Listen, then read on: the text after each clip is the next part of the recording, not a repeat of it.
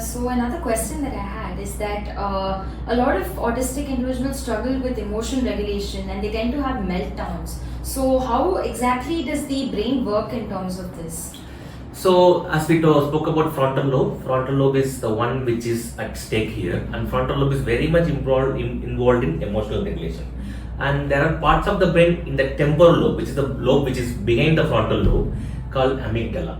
Amygdala is one of the important structure which processes and regulates emotion.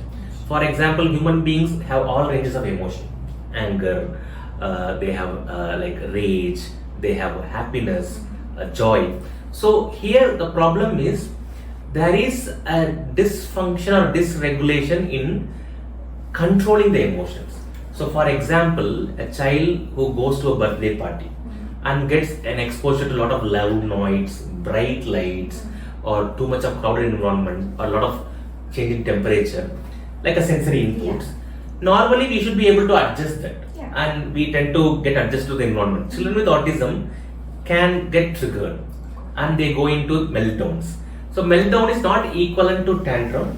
Tantrum is a self-controlled behavior. They throw tantrums. Meltdowns happens on its own. Okay, so that's a very big difference then. Yes, there is a difference here. Okay.